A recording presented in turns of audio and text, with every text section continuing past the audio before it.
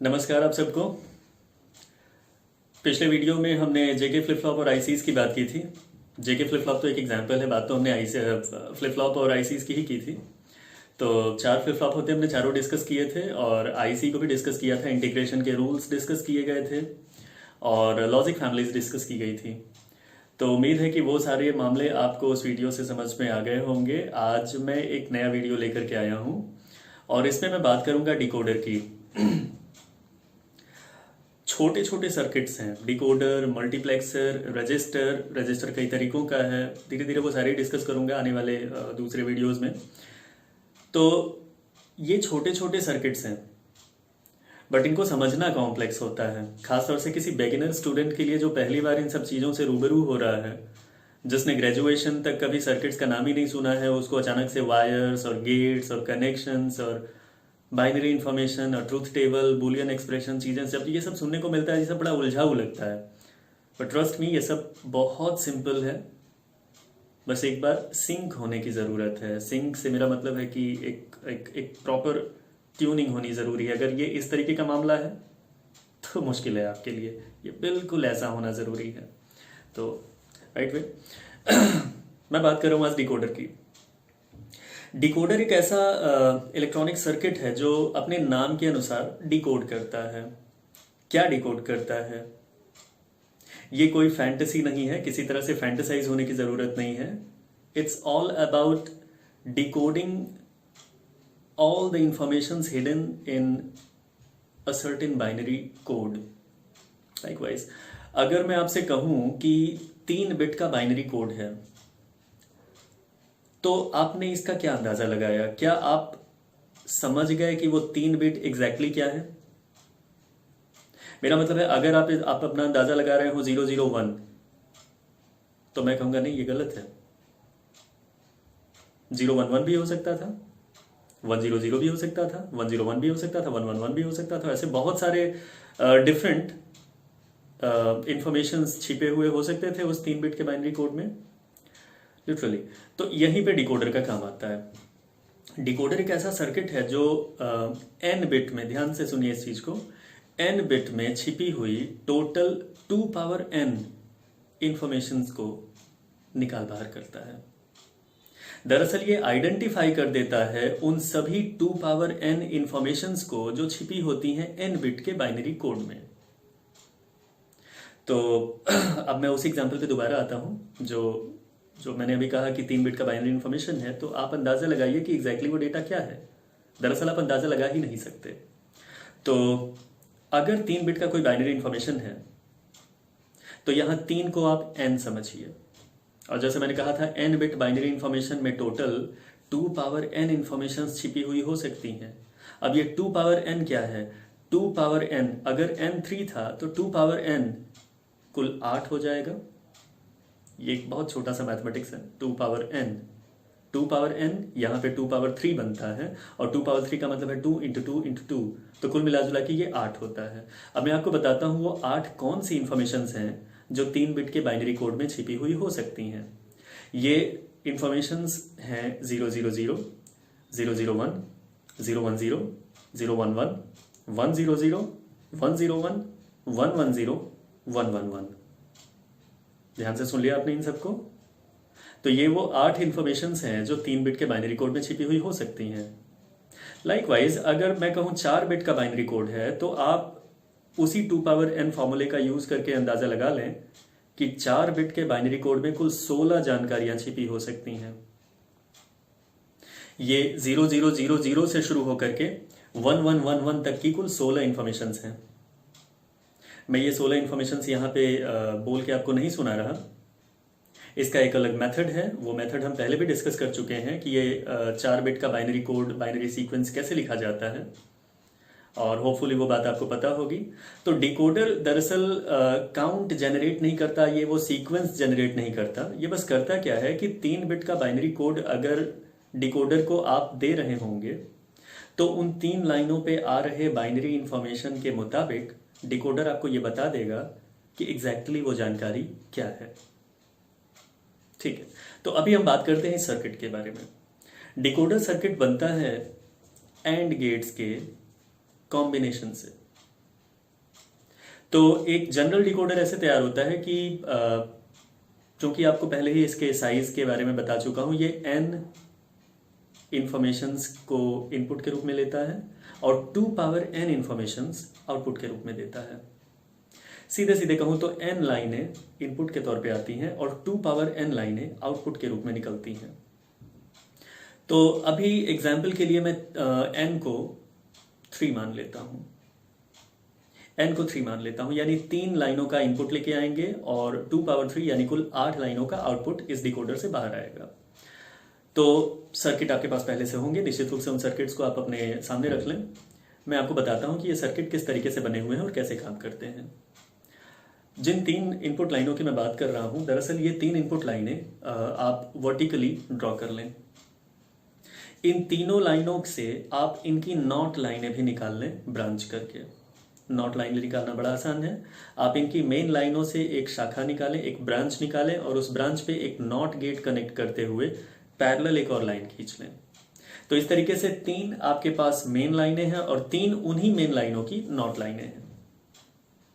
ये वर्टिकल लाइनें आपने खींच ली हैं, कुल 6 लाइनें आपके सामने हैं। अब आपको जो करना है वो है बाइनरी कॉम्बिनेशन तैयार करना है इनका। तो बाइनरी कॉम्बिनेशन पहले आप इन टोटल 2 पावर 3 बाइनरी जानकारियों को नोट करके रखें। लाइकवाइज 000, 001, 010, 011, 100, 101, 110, 111, ये जानकारियां आप नोट करके रखें। 3 बिट का बाइनरी सीक्वेंस है, इसे लिखना बहुत मुश्किल नहीं है, पहले के लेक्चर्स में ये बातें आप समझ चुके हैं। बहरहाल, तो ये बाइनरी सीक्वेंस 3 बिट का आपने ऑलरेडी लिख रखा है। अब कॉम्बिनेशन बनाने के लिए आपको करना क्या है, आप कुल 8 एंड गेट्स वर्टिकली एक के नीचे दूसरा, दूसरे के नीचे तीसरा, तीसरे के नीचे चौथा और इस तरीके से एक के नीचे दूसरा, और कुल आप 8 एंड गेट्स बना डालें। सबसे पहले एंड गेट को आप 3 इनपुट्स लेकर के आएंगे उन 6 वर्टिकल लाइनों से जो मैंने पहले आपको बता रखी हैं। ये जो 3 इनपुट्स होंगे ये कौन सी लाइनों के इनपुट होंगे? ध्यान दीजिए, आपके बाइनरी सीक्वेंस में सबसे पहला इंफॉर्मेशन क्या है? 000। 0 का सीधा मतलब होता है नॉट। बाइनरी अलजेब्रा, जिसको बूलियन अलजेब्रा भी कहते हैं, बूलियन अलजेब्रा में आपने इस बात को पहले समझ रखा है कि 0 का मतलब होता है नॉट। तो अगर हमारा पहला बाइनरी इंफॉर्मेशन 000 है तो पहले एंड गेट को जो 3 इनपुट्स मिलेंगे, ये तीनों इनपुट्स उन 3 मेन लाइनों से नहीं आएंगे बल्कि उनके नॉट लाइनों से आएंगे। अगर मैं उन 3 मेन लाइनों को ए बी सी कहता हूं तो उनकी जो नॉट लाइनें आपने बनाई थी वो ए डैश, बी डैश और सी डैश होंगी। उन 3 नॉट लाइनों से आप एक एक लाइन निकालें और पहले एंड गेट को पहुंचा दें।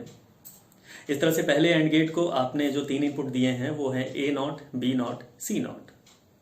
इसी तरीके से दूसरे एंड गेट को जो 3 इनपुट्स आप लेके आएंगे वो बाइनरी के दूसरे इंफॉर्मेशन यानी 001 पे आधारित होगा। तो 001 क्या बताता है? ए नॉट, बी नॉट, सी।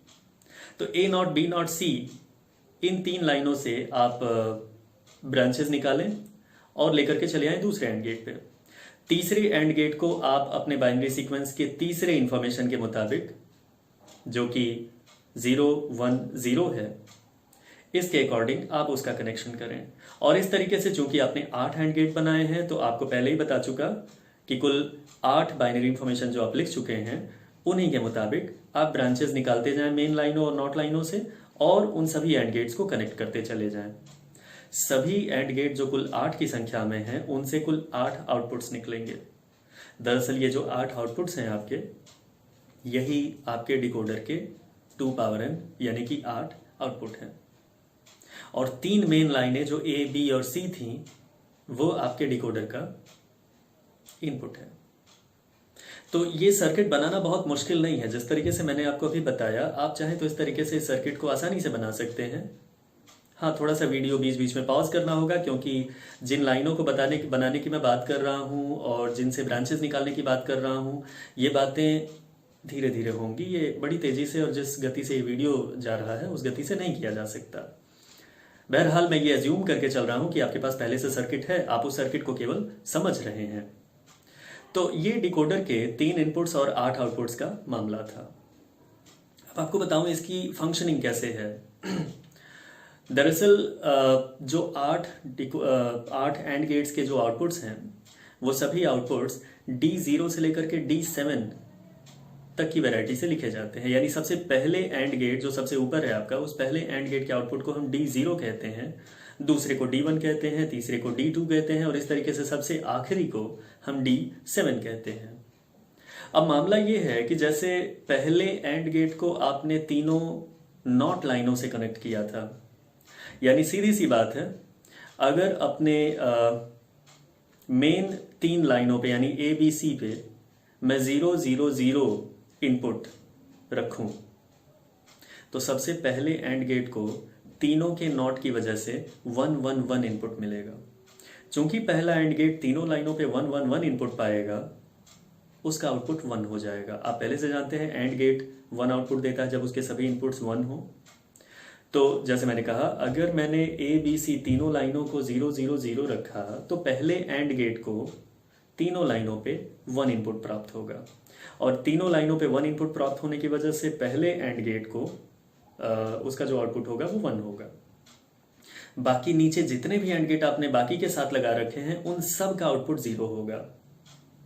फिर इसी तरीके से अगर मैंने 0 0 0 की जगह 0 0 1 इनपुट दिया अपनी AB और C लाइनों को, ध्यान दीजिए 0 0 1, तो 0 0 1 का मतलब ये हुआ कि जो दूसरा एंड गेट है उसका आउटपुट 1 बनेगा।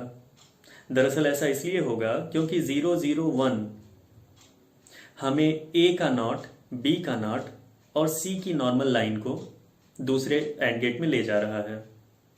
चूंकि पहले का नॉट और दूसरे का नॉट, A और B इन दोनों की नॉट लाइनें दूसरे एंड गेट में गई हैं, तो 0 0 1 1 हो जाते हैं A और B के लिए, और C अपनी मेन लाइन से आ रहा है तो दूसरे एंड गेट के तीनों इनपुट्स 1 हो जाते हैं जब हमने ABC पे क्या दिया 0 0 1।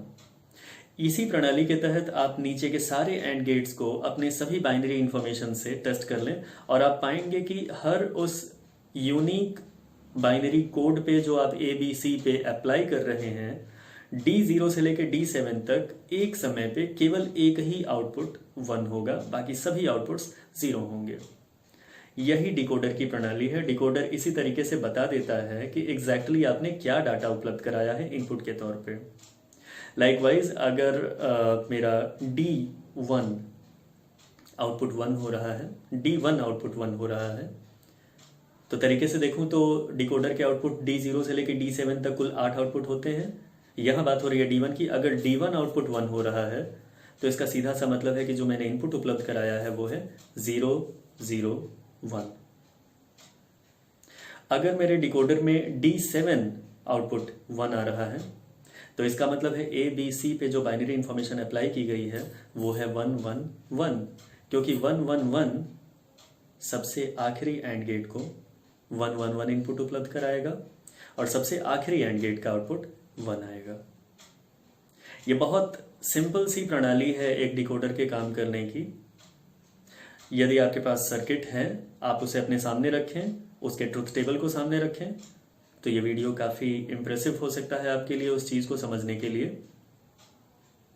कोशिश करता हूँ इस वर्बल कम्युनिकेशन से डिकोडर आपको समझ में आ गया होगा। आगे एक और वीडियो लेकर के आऊँगा मल्टीप्लेक्सर के लिए। Thank you.